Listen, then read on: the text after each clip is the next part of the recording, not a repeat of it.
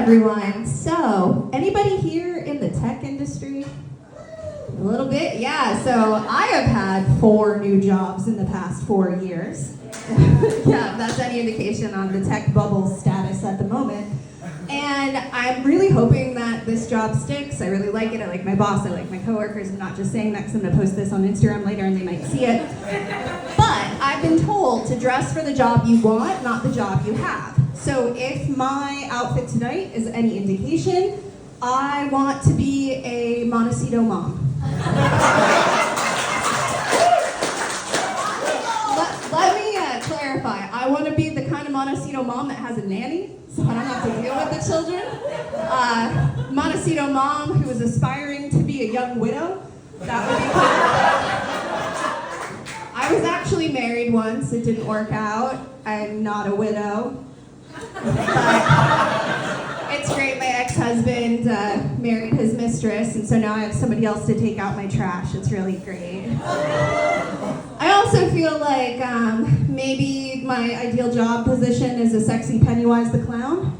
That could be what I'm dressed for as well. But yeah, so, oh God, guys, I've been feeling weird about my body lately. And it's not just because I live in Southern California. I feel like every time I'm in a different place, I feel different about myself. So like in Massachusetts, where I was born and raised, I feel like on the scale of 1 to 10 of attractiveness that men put us on, I was pretty up there, right? Because in Massachusetts, we value different things, like education and the ability to pronounce one's R's. Because that's pretty rare there, right? And I mean, you can hear my voice. I do pronounce my R's very well, but it does slip sometimes. Only on Sundays, because Sundays is when we pray to the Father, the Son, and the Holy Quarterback, Tom Brady, may he rise again. He left us, but he's gonna come back someday. He can't stay away.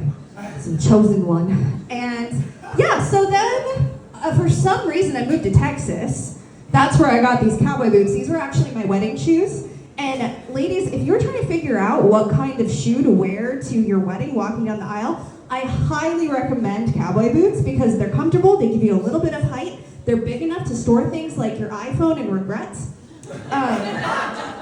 So yeah, I kind of enjoyed Texas, but my worth did go down a little bit because they don't value educated women quite as much in Texas, right? If you have a vagina, you are a second-class citizen and they're gonna make you keep those babies. But I was still fairly good because I look like someone that can enjoy a good plate of barbecue, right? Like Texans would approach me at a bar and be like, "Ma'am, you got curves in all the right places."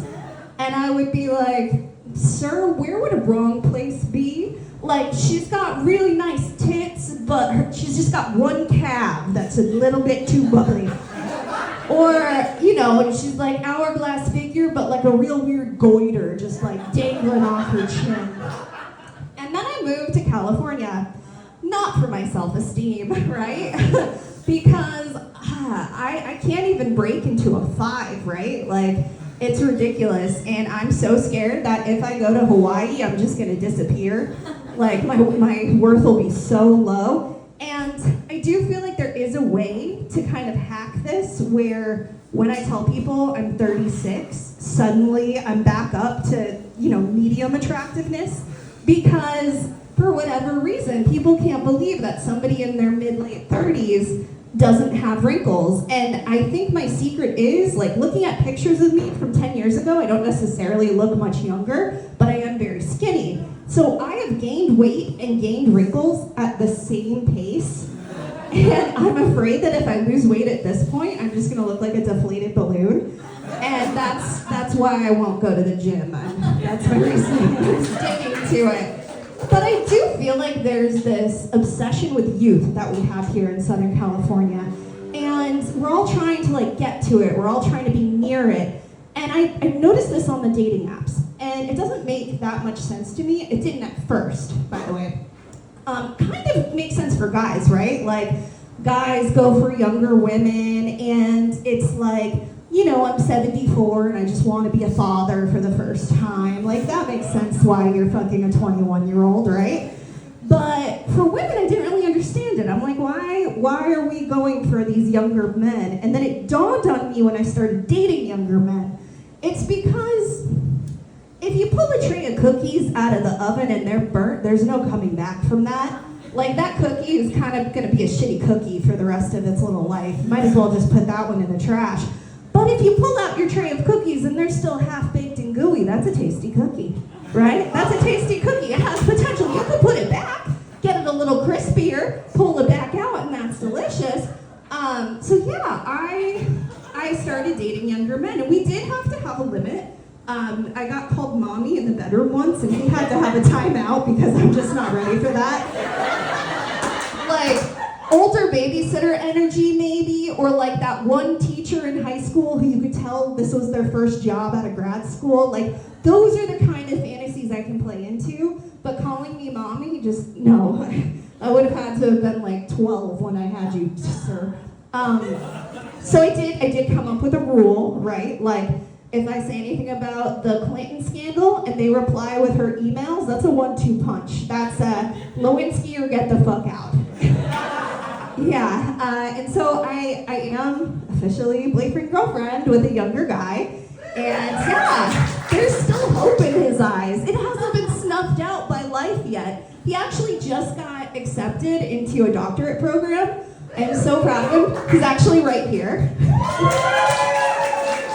Yeah, I asked him if it was okay to mention him in my set, and he's like, of course, as long as you tell them all I lay good pipe.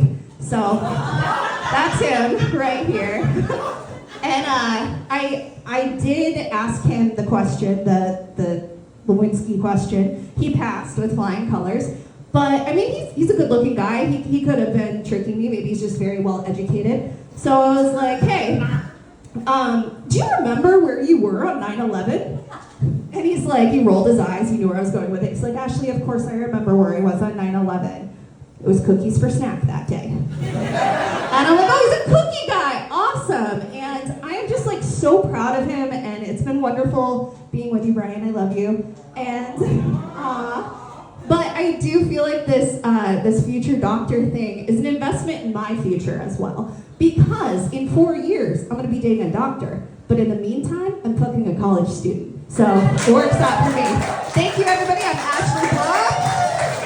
Welcome back, Lauren. Let's give it up again for Ashley.